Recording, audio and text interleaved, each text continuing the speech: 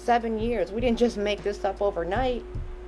You know, we have stuff proving. And when it all comes out, I think maybe some people will understand more why. And that's what is scaring me a lot, because they don't care that we're here, you know. And to know that we're sleeping and somebody's actually outside of our home doing the things that they're doing while we're here. This has been going on 7 years. Look at all this. Yeah, and ain't like we just now tried to shed some light on it. Just nobody would call us back. Or they would say they were going to help us or whatever. Like, well. And then they found out what we were dealing with, who we were dealing with. Didn't want no part of it. And then they call us. So my real dad passed away when I was 2. And then my mom got remarried. And so I grew up in a biracial home. Oh, okay. Yeah. And that's all I've ever known. Okay. You know, we were walk down the street together and people would yell out things. You know, see my dad get beat up by white guys. So yeah. And he got beat up just by walking down the street with me to get some chips. And they thought he had kidnapped me and got out. Started beating him up. You were there when that happened? Yeah. So now my dad is trying to fight these guys and another one over trying to talk to me. So he's trying to worry about his daughter while he's getting beat up.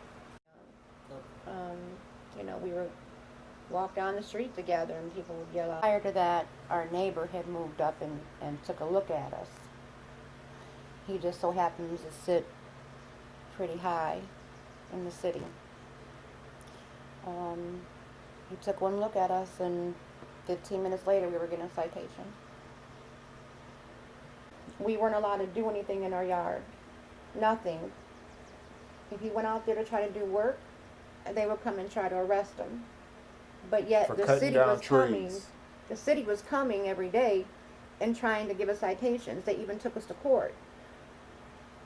But we weren't allowed to do anything. Did the yard look bad at that time? Oh, it was a wreck. It looked like a construction zone out there. But we have personal letters from personal attorneys from our neighbors that said everything is to stop.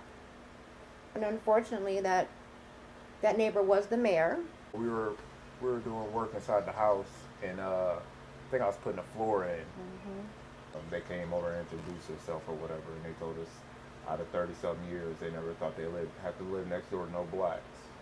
I mean, I was shook about it a little bit, you know what I mean? But I still, like, tried to reach out, you know, shake his hand, let him know, like, I appreciate you telling me that, instead of, like, some people, you know, smile in your face about it or whatever. So I'm like, all right, you know, now I know where we stand. I'll stay over here, you stay over there, whatnot. And it just left me hanging, you know what I mean, pretty much. That's not my reaction to it.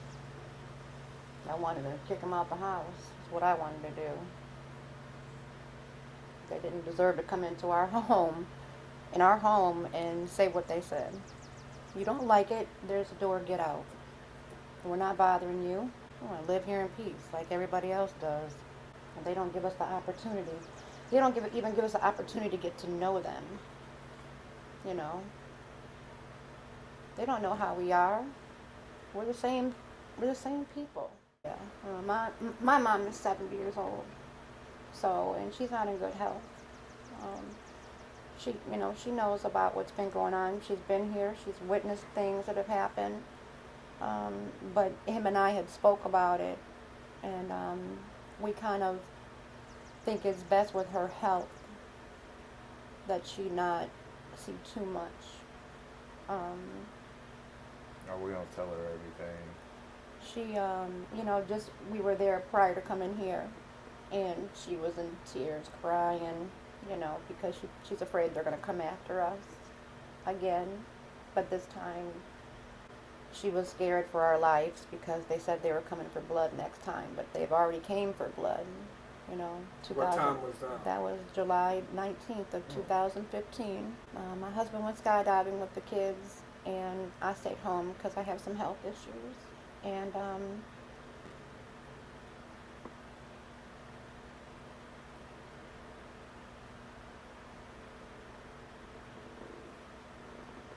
ahead. She stayed home because she wasn't feeling too good. So we ended up still going because we already paid our deposit or whatnot. And went skydiving, and we ended up getting a call when we were about to leave. Got a call like, you guys need to come home.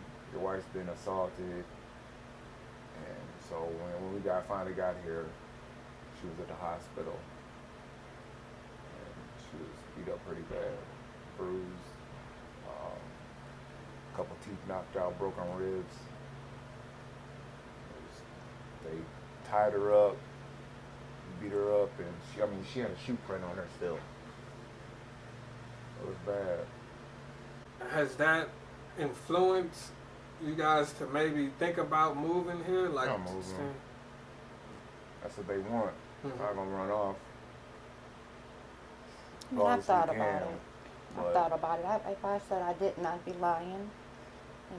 2015, I thought about it hard. Next time it might be one of the kids or my husband. Because, what would I be showing my kids if we picked up and moved? That when they get older and somebody don't like them because of their skin color, they should pick up and move with their family too? This is our home. Yeah. This is our home. We have the right to be here, just like like everybody else. And not gonna run off. It seemed like every time we would get something replaced, the next time they came in, they would either break it or steal it again. If it was something that they had already taken, they would bust it. The lady across the street, I showed you. She said, I don't see that. They're blind to it. She said she didn't know it was even on there. They don't care. I don't want to sound like a racist or anything, but the majority of the people you saw are what color? Everybody was white. Everybody was white. Right. That's why. They're allowed to do that.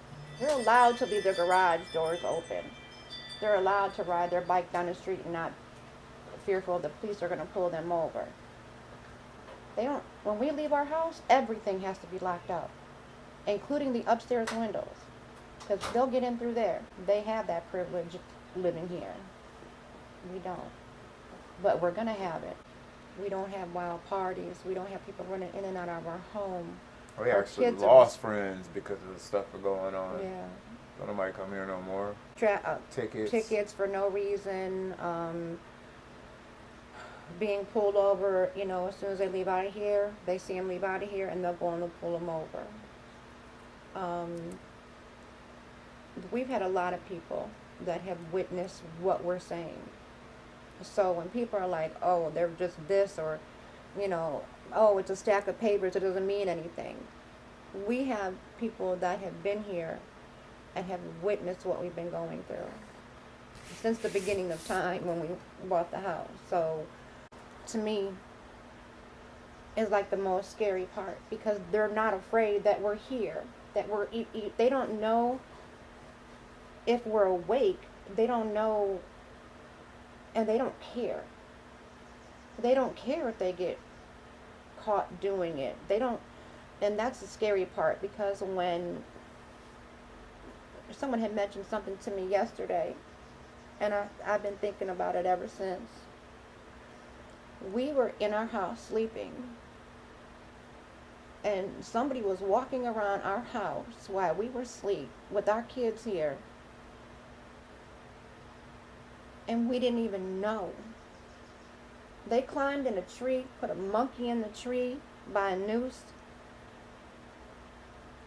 I gave you the example of the woman with the monkey. She was strolling down and her baby in the carriage, and she's going, look, honey, look at the monkey. And she's laughing and rocking her little stroller down. And I let her know. I go, do you not see the noose on his neck? And his hands tied behind his back? She said, oh. And she moved along, and the next day she brought over chocolate chip cookies. Homemade chocolate chip cookies. Do you think I'm going to feed that to my family? It's a different feeling than just a stuffed monkey, you know? It was actually very scary. And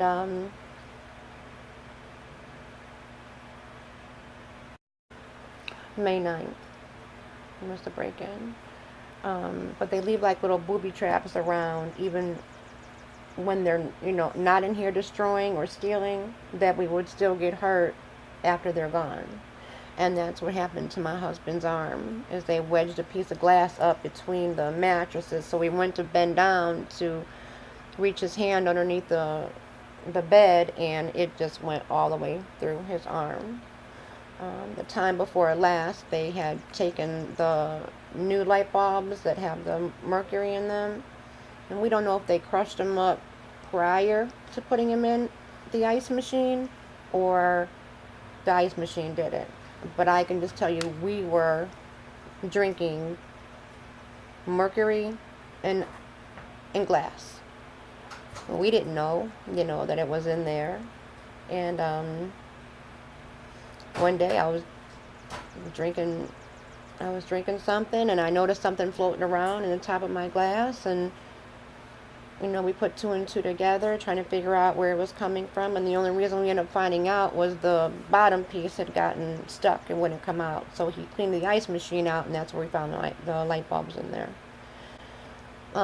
They had taken two-sided tacks or nails and put them up the stairs, so that if we were to walk up there without any shoes on, then they would go through our feet. This chair over here, they cut the bottom supports. So if you sit in that chair, you go all the way through the chair and would fall through, but there's nails all around it. So when you're falling, it's going to cut everything on each side of your leg.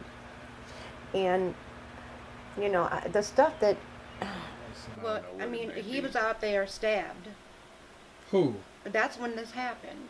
He had got stabbed on the side of the house, and we called the ambulance. For what? Someone stabbed him on the side of the house. And while he was sitting here waiting for the ambulance to come, the police came, and they were trying to fight him. This is what he's telling you about. He was bleeding from his arm.